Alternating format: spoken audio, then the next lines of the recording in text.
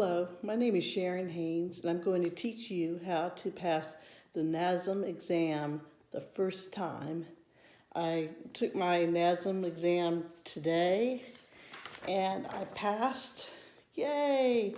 I passed it the first try, and I'm really excited. And 2 years ago, I took my group fitness trainer exam through AFA, and I passed that the first time as well. NASM has bought out AFA, so NASM and AFA is the same thing. And NASM is the National Academy of Sports Medicine. And so I got my personal trainer exam through them. NASM has a 65% pass rate, so it has a high fail rate. The fail rate is just a little over a third of people fail it. And I believe the cost to take the test again is $200, and I don't have $200 to burn, so for me, failing it was not an option. So I studied really hard and found some great links, and I wanted to go over it.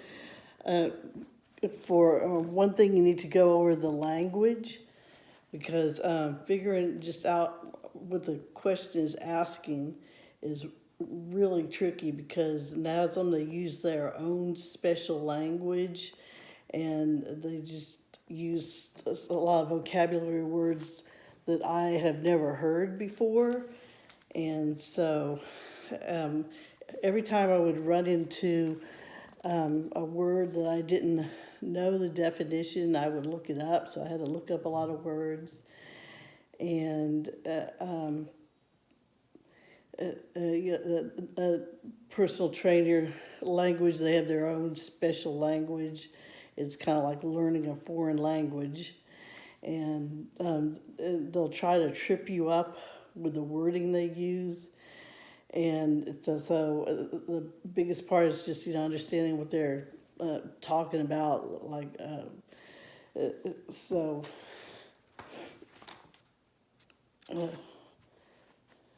and when you read the questions, sometimes the answer is in the question, like when it says power in the question for their OPT. Sometimes power will be in the answer, or stability, and this will be in the question, and stability training will be in the answer. And I also wanted to say that not all modules are treated equally. NASM asks a whole lot more questions from some chapters than the others. Their OPT is NASM's bread and butter. They ask anywhere from 10 to 20 questions from their OPT model on a test. And then on flexibility, they ask about 10 questions from flexibility, from different types of flexibility. And then they ask a lot of questions on the heart, because the heart and circulatory system is, considered very important, being a personal trainer, and the heart zones, and knowing the zones, and knowing when someone has hypertension and when they have high blood pressure, and the added stress of exercise could be too much for them, and they could die. And of course, obviously that's very important, so you need to know the heart zones. And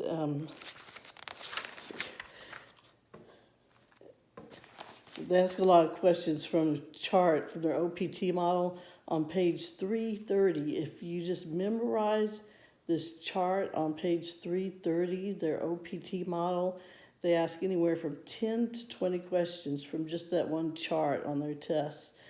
Like it has stabilization, endurance, how many reps, 10 to 20 reps, how many sets, 1 to 3 sets, intensity, 50 to 70%, 1 RM, rest 0 to 90 seconds, and tempo 4-2-1. And so it asks a lot of times, asks for the different stages, asks the reps or the tempo. Okay, for stabilization 4-2-1, the tempo, it's concentric, eccentric, and let's see, phase two, um, phase two on the strength and endurance, it's 12 to 20 reps, and the tempo is 2-0-2.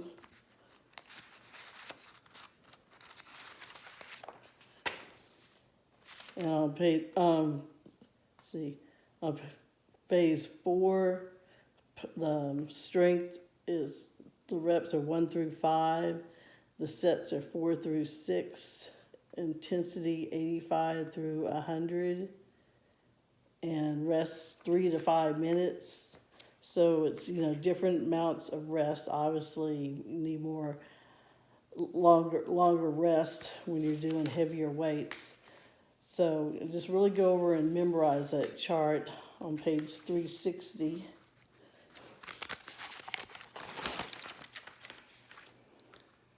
And know the heart backwards and forwards.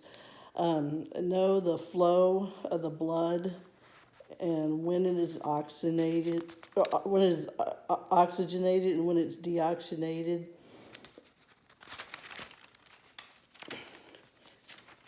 And blood enters the heart through two large veins, the inferior and the superior vena cava, emptying oxygen-poor blood from the body into the right atrium.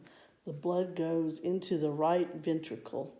As the ventricle contracts, blood leaves the heart through the pulmonic valve into the pulmonary artery to the lungs where it is oxygenated. Just think about it.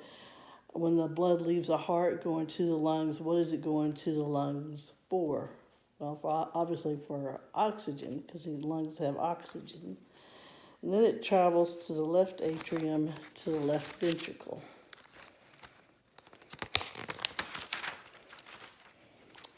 See, and also know the valves of the heart. You can remember the tricuspid, there's an R in it, so that the R makes you think of right. Tricuspid is on the right side of the heart, and the bicuspid is on the left side of the heart. And it would be the patient's, right and left side of their heart, not from the direction you were looking at it. And no progressive and regressive exercises.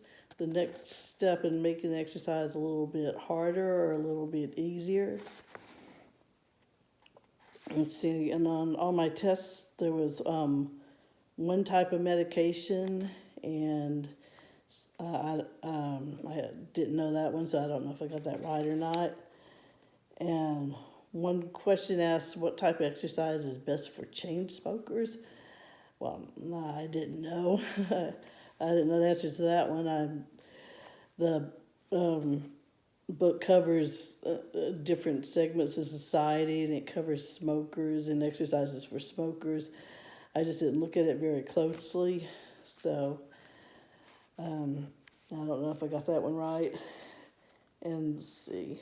And then know the average resting heart rate for both men and women. And know the word propitiation.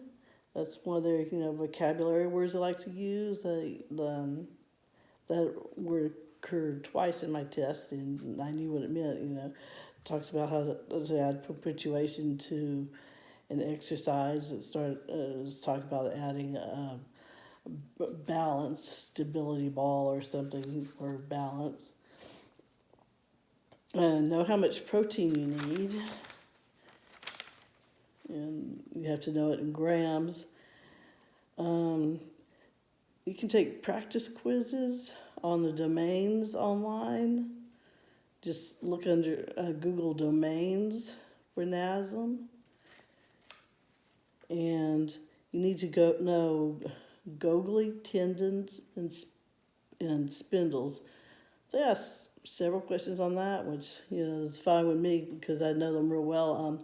Gogli tendons, they sense tension, and spindles um, sense length, and that's a difference. And when you foam roll, there's a question on there about that. It releases the tension from the Gogli tendons. Know what a sarcomere know what a sarcomere is. Know type 1 and type 2 muscles.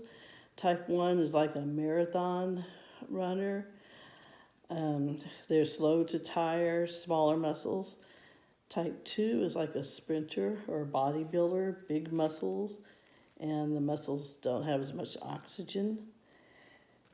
And know the appendicular skeleton. Know hinge joints and socket joints. The elbow is a hinge joint, and the shoulders are socket joints. Know the SMART model, and let's see, know what contracted is it, know what contracted means, and know macro calories and the criteria for reassessment. And let's see, know how many calories are in protein, carbs, alcohol, and fat. So proteins 4, carbs 4, alcohol 7, fat 9. You like that? Ask those questions. No stroke volume on the heart, and see blood pump in each contraction, cardiac volume of the blood. Okay, and blood pressure, systolic and diastolic, the top number and the bottom number, which is top, which is bottom, and which the heart does while it's pumping, and which is contracting, and which it does when it's resting. It does systolic when it's pumping and diastolic when it's resting. No tendons versus ligaments, and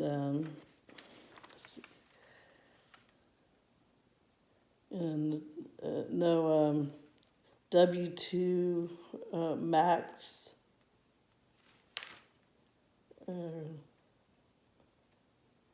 See, and another the Rockport walk test, and the Shark Skills test, Davies test, and overhead squat assessments. They ask a lot of questions about the overhead squat assessment. That's about 10 to 20 questions on it. You need to know, with the overhead squat assessment, know which muscles are overactive and which muscles are underactive, which muscles need to be strengthened, which muscles need to be foam rolled, the underactive muscles need to be strengthened, and the tight muscles need to be foam rolled. And also know the single leg squat assessment. There's several questions on that one as well. So they really ask a lot on the overhead squat assessment, and some on the single-legged squat assessment as well, because well, that's how they make evaluations, and it's really important. Let's see. And know, of course, know the planes of motion, and know those very well. And know distance like superior, inferior, distal, frontal, contralateral, spirolateral, and so those are really important. You need to know those really well. Pregnancy clients, which exercises are contraindicated for pregnancy. Like there's no supine movements with pregnancy, and diseases, obesity, hypertension. Know what metabolic syndrome is, and you need to know synergists. You need to know agonist muscles, antagonist muscles.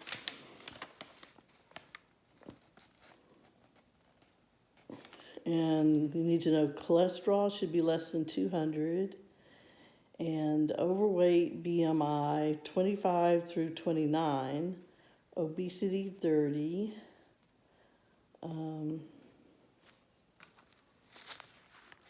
Performance assessments. No left test, LEFT, and I believe I mentioned shark test. And you need to know that chronic disease increases at 25 on the BMI scale. And max heart rate, 220 minus client's age. Know about the PARQ, the questionnaire that you have clients fill out. And there's a lot of questions on there about the PARQ. About questions on there, what questions are subjective, what questions are objective. And it has a lot of questions on that one. Just go over that well. It's not hard, it's easy, but just go over it. Know the 3-minute YMCA step test. And then my test asked how long you take the pulse after they do the step test. It's 15 seconds, 30 seconds, or 1 minute. It's multiple choice. And know how the body breaks down protein and sugar. Know the Krebs cycle. I know the Krebs cycle questions were on there, but you're supposed to know it for the test. Lipids is on there. Yeah, there were some questions on lipids. And know that lipids is fats, and no trans fat, polysaturated, and really study chapters 6, 7, and 14. They ask a lot of questions from chapter 6, 7, and 14. And know what the high blood pressure zones are. Let's see. 1 is 0.65 through 75. 2, 76 through 85. 3 is 86 to 95. And know that 140 over 90 is hypertension. Know the word autogenic. That's one of those, autogenic inhibition. That's one of those fancy vocabulary words I was talking about, and they love that word.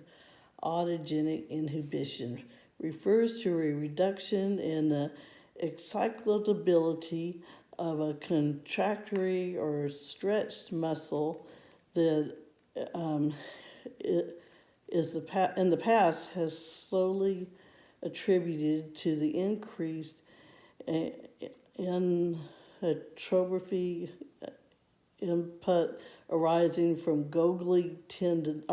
inhibitory input arising from Golgi tendon organs. There's that word, Golgi tendon organs again, within the same muscle. So, I'm sorry. That's the definition. Okay. That was a multiple choice on definition for describing autogenic inhibition. And I got me a foam roller so that I can practice foam rolling at home, just so I'll know what to do on clients. And so it also helped me practice for the test, to know the questions on foam rolling for the test.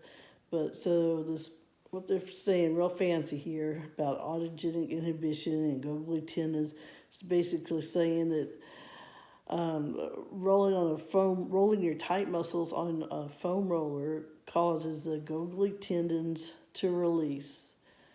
That's just a very fancy way of saying loosen the Golgi tendons. They say it's tension, and it's saying it's a fancy way of saying it loosens the knots you have in you by rubbing on the foam roller, and then the Golgi tendons, which are inside the tendons, they're inhibited by the foam rollers, and so they relax.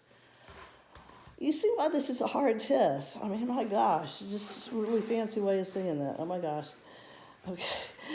Yeah, that's why I've been stressed out studying this for the last few months. All right. And let's go on. The term, here, another fancy vocabulary word, arthrokinematics. I'm sorry, I can't even pronounce it. Arthro is for joints, refers to the motion of the joints. Okay, so and you need to know that for the test, arthrokinematics. It has to do with the joints. And you need to know synergistic dominance. That's another one of the words they love to use a lot, synergistic dominance. And another word they love, reciprocal inhibition, and they love altered reciprocal inhibition. Okay, we'll start with reciprocal inhibition. Reciprocal inhibition is the contraction of one muscle and a relaxation of the antagonist to allow the movement to take place. Okay, now what did that just say? All right, if you're just memorizing terms for your test and you're not studying vocabulary, you don't know what I just said. Okay, now let me show you this easy way. Oops, excuse me. Okay. Gotta wait here, I'm gonna show you.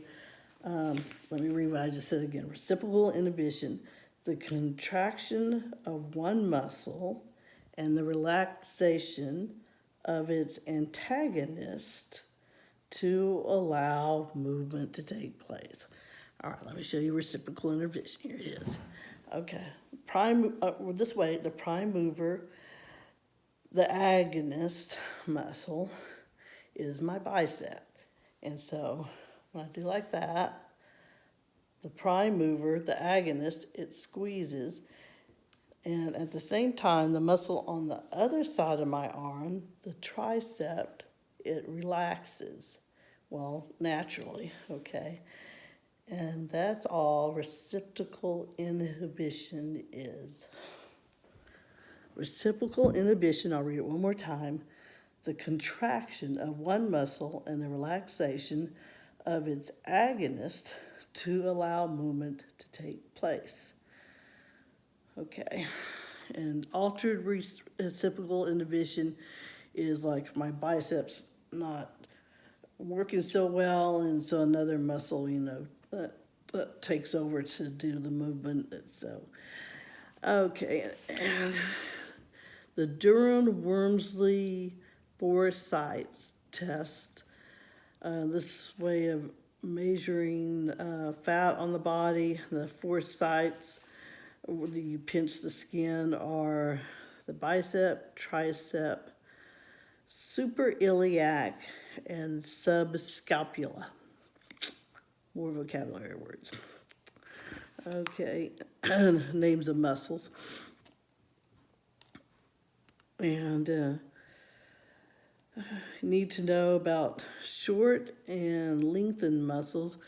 All right, here we go. Let me explain it. NASM, okay, they like the muscles to be equal on both sides, like my forearm equal on both sides, and shorten and lengthen be like one muscle's longer on the other side, meaning it's weak, and the other muscles shorter on the other side, meaning it's being worked too much, it's tight. So, and that causes problems in like the way you move, the way you walk, and it just causes distortion in movement patterns, which causes soreness and other problems. Okay, so therefore, a short muscle needs a foam roller or stretched. So the tight muscles, we roll them out on the foam roller. So everything's either strengthened or stretched or foam rolled or, okay. And let's see, important chapters to go over. Let's see, chapter 7 is really important to go over page 167 on chapter 7 and page 171. And study the table really well on page 196. And need to know synergistic dominance. I don't know if I already mentioned that. And arthrokinetic dysfunction and autogenic inhibition. Yeah, I think I mentioned that one. They love the word autogenic inhibition. Okay, and okay, planes of motion. They asked me 2 questions on my test today about a close-handed push-up, which is also called a tricep push-up, where your hands are close together. We're doing the push-up instead of far out. You're working your triceps that way with your hands close together. But a close-handed push-up is in the sagittal plane. There were 2 questions on that, and I got it because I saw it on a link just the day before my test. And so, and there's a really great link that explains the planes really well. And you can Google it, and it's by Brent Brookbush, Brent Brookbush. It's BrentBrookbush. And he's from the North Carolina Examiner, and he explained planes of motion so well and which exercises go. He named all the exercises and which are in which plane, and he described it like frontal plane, like if there was a piece of plexiglass in front of you and another one behind you. And he had a student come up to the class and he put a piece of cardboard in front of her and the one behind her. And he said, now what exercises can you do without going outside of that cardboard box?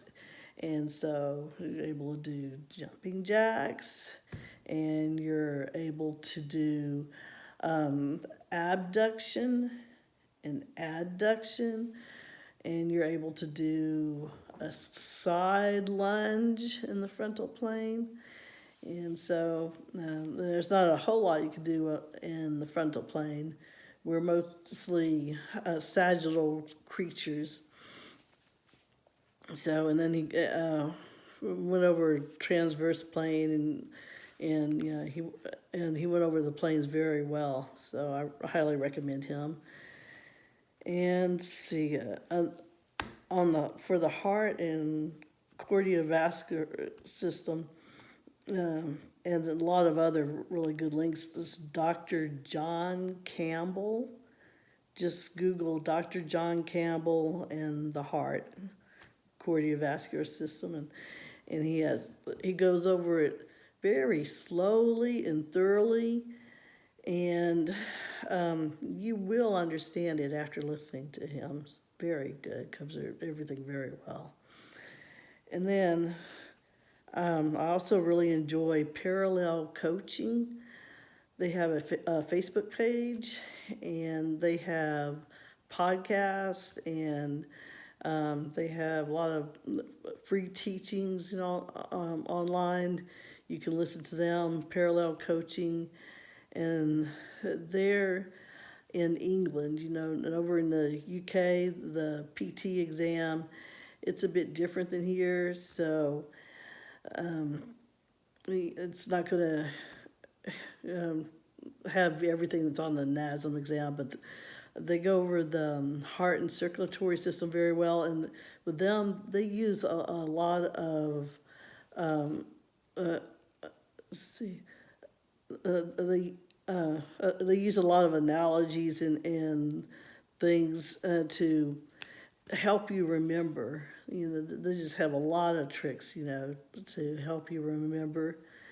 And so I found that really helpful, and I really learned it well watching, Parallel Coaching.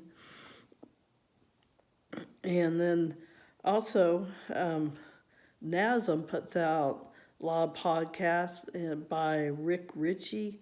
If you just Google NASM, Rick Ritchie, and then he has podcasts on the planes of, let's see, what is it? The overhead squat assessment test. He had, he does that real well, and then he has a bunch out there, and since it's through NASM, they're going to tell you what's on their test. So I highly recommend you watch all of those, by Rick Ritchie, and he did a webinar on the overhead squat test also. It was a 1 hour webinar on the overhead squat test, and so that helps you understand it real well. Khan Academy is real good. If you Google Khan Academy, they cover this material a lot. And Bill Nye, Science Guy, I really enjoy watching him because he puts it on a level, where he makes his videos for junior high school students, and so he makes it where you can understand it, and he's funny and he's just really entertaining to watch. But he does the endocrine system, and he does one on the Krebs cycle, and so I like really watching Bill Nye, Science Guy. Okay, and study chapter 13 and chapter 14, because they have questions on those chapters. Page 235, abs drawn in, you need to know that. They have that on the test. And page 239, cable rotation in position of the foot. Okay, the in position is flexion, three-way flexion, but you need to know that. Okay. And the OPT model, hypertrophy is 202. That's real important. You need to know that. Oh, and the stabilization is, 421? Okay. Okay, but let's see. Hypertrophy 202. Let me show you that with the weight. Okay. First you go concentric. Concentric means this way, or you could say towards the clouds. C for clouds, concentric. Go 1, 2, and then 0 down, eccentric. E is for earth, and then you go 1, 2. See, did I do that right? Zeros. Okay.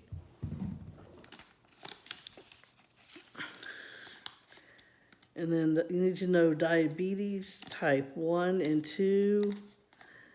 And carbs should be 45 through 65% of calories, fats 20 to 35%, protein 10 to 35%.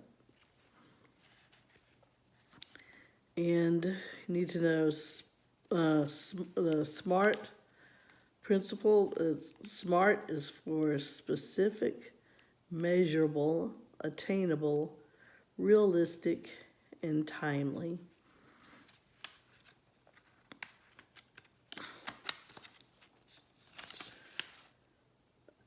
Okay, let's see. Here we go. Eccentric, isometric, and consider. Okay, so well, on the way again, I'm sorry. First is eccentric. Okay, eccentric's down. And then isometric is 0. Then 2 for concentric. Okay, so down for 2. And then isometric, hold it for 0.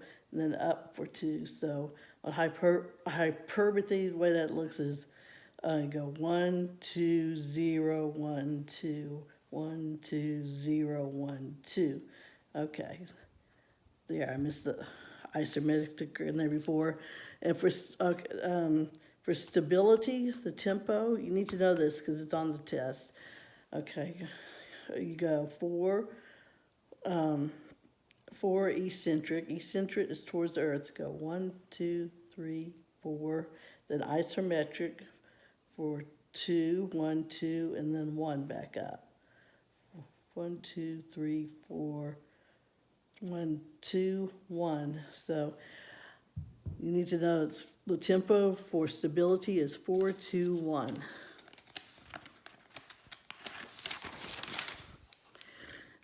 Periodization cycles. You need to know the periodization cycles. In the annual plan is macro cycle. This was on my test. Annual plan is macro cycle. Macro for long. Monthly cycle is mesocycle. And weekly plan is microcycle. And you need to know undulated periodization. Want to guess what undulated periodization means? Okay, it's on the test.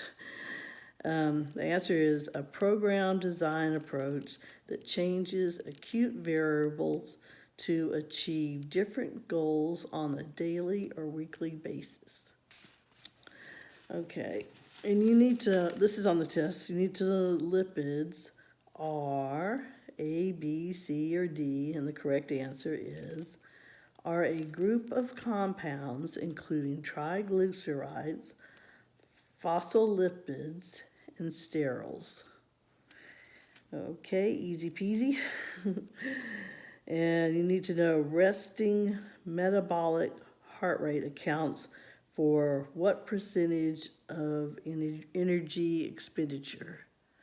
I knew this one because I had my resting metabolic heart rate done. So, can you guess what percentage does resting metabolic heart rate account for of your total energy expenditure? Go ahead, try to guess. 70%. So that's when you're at rest. That's, not including any exercise, except what you have to do personally, take care of yourself. And when you add exercise, well, that creates a calorie deficit. Hopefully, if you're not eating too much. Know what knee valgus is. Again, the vocabulary words, okay. It means, knees turn in during the overhead squat assessment or the single-legged squat assessment. Knees turning in means knee valgus. That was on the test several times. And you need to know what's overactive when your knees turn in, what's underactive. Okay, the soleus and the gastrocnemius is overactive. And someone has a lower back arch, During the assessment test, you need to know what's overactive and what's underactive. Same with a rounded back. If they round their back, what's overactive and what's underactive. And for the push assessment, if their head drops forward, then what's overactive, what's underactive. Obviously, if the head drops forward, it's neck muscles that are overactive.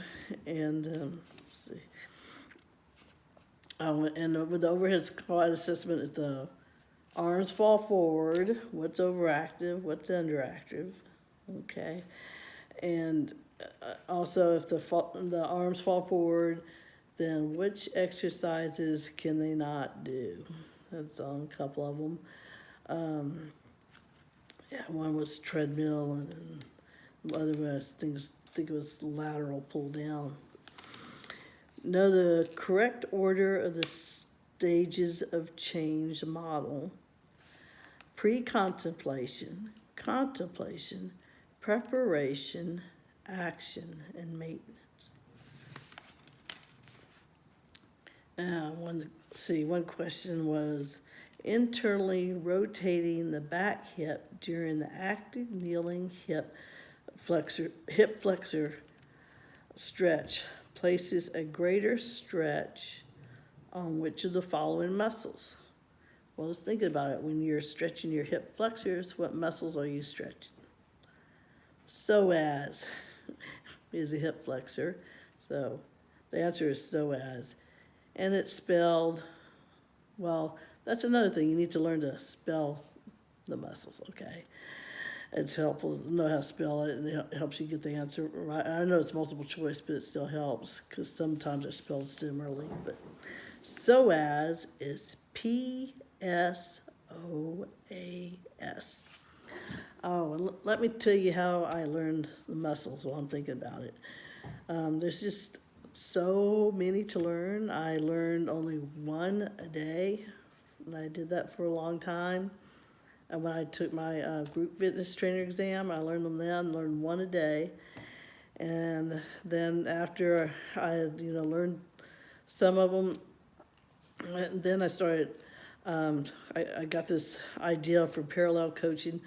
I wrote out the names of the muscles on my muscles, on the body part, on the right on the muscle that it is, like rectus femoris. Wrote that down the middle of my leg for the leg muscle.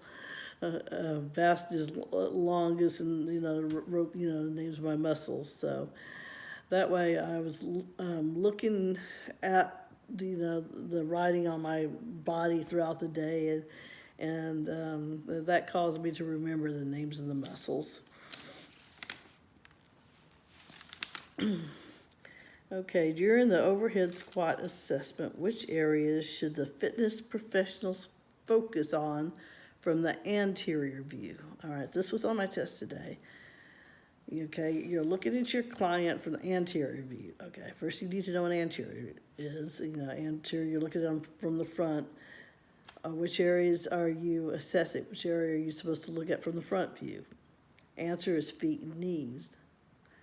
When you look at them at the side view, you're looking at head and shoulder and something else, and then you're looking at something else from the rear view. You're supposed to know what you're viewing from each angle, from front, from side, from back.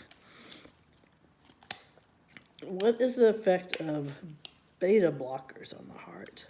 They decrease the heart rate. During the overhead squat assessment, which areas should the fitness instructor be looking at for the anterior? Okay, I read that one already. How long do you keep your records? Answers 4 years. If a client demonstrates an excessive forward lean during the overhead squat assessment, which muscle should be stretched during the client's warm-up? The answer is hip flexor complex. Internally rotating the back hip during the active kneeling hip flexor stretch places a greater stretch on, I read that already, so as, okay. And you need to know force velocity curve. That's another one of the vocabularies they love. Force velocity curve. You need to know the proper running form, when the foot should be plantar or dorsiflexion, and you need to know the front foot lands on dorsiflexion.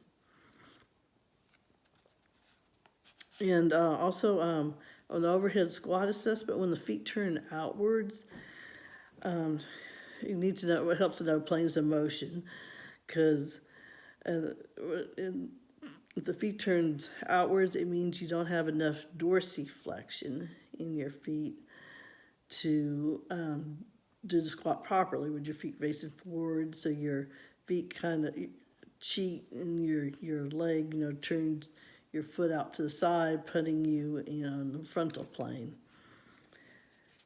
But if you don't understand that, then carry on, study planes of motion. And flexibility continuum. You need to know the flexibility continuum. Hint, hint, it's a continuum. Okay, I need to know which flexibility exercises to do in the beginning phase, the OPT model, the stabilization phase. You're going to be doing static stretching. At the end, in the power mode, you're going to be doing, you're going to be doing the relative flexibility and, I'm sorry, not relative, I can't remember, but you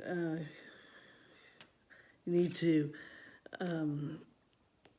that's it, active flexibility. That's been a long day taking the test. Okay, and you need to know which ones are in between, and so you need to know dynamic flexibility, and just they're all on the test. They ask a lot of questions on flexibility. And you need to know how. There's one question. How is oxygen transported in the body? I didn't know the answer. Choices were diffusion, infusion, some others. I didn't know what the right answer was. Sometimes on some questions there's more than one right answer. Sometimes there's two right answers, but you have to put the answer that's in the NASM book, because they say the only right answer is their answer in the book on this page. And so, yeah, you need to study the book, at least a couple times, study it really well, and know what's in their book. And so, that's everything I got for you. So I hope that helps. And when I took my personal trainer exam 2 years ago, I was going to say, don't listen to naysayers. You're smarter than you think you are. You can do this. And you don't need to spend money on buying links. There's a lot of links that are free. And, some of them, they want money. Say, send me this money, send you these podcasts, help you pass your exam. And you don't need to spend money because there's enough free stuff out there. And you can do it in, I did it all on my smartphone. I don't even have a computer. I just read the whole book on my phone, and just pinched and enlarged. And I don't recommend you do it that way because it's, really strain on the eyes to do it that way, but that's the way I did it. And what I was saying about don't listen to naysayers, 2 years ago, right before I got my personal trainer exam, there was smart aleck instructor of the gym. She said, "Oh no, not you, Sharon. You can't get a AFA certificate, personal trainer." She said, "You have to take a test, hun." Oh my gosh, I wanted to kick her to the moon. I really did. I've been to college, and I majored in English literature and minored in Spanish. And I got after college, I got a job grading essay papers. Yes, I graded high school and college blue book essay papers. I worked for a company that colleges and universities sent off their blue book essays to them to be graded by graders. Like me, I was hired to paid to grade papers, and and so I was smart enough to do that, and I had to grade. We had to grade 100 papers an hour minimum, 100 papers an hour minimum. And for her to imply that I wasn't smart enough to pass a test when I graduated college, when I graded papers for a living, and this this bimbo knew very little about me. She didn't know anything hardly about me, and for her to say that, so I just want to say, don't listen to any negative talk. You can do this. You got it. And if you need help, I'll help you, and I'll do it for free. God bless. I'm just a watchman on the wall, and watch out for people and help people. God bless you. Take care.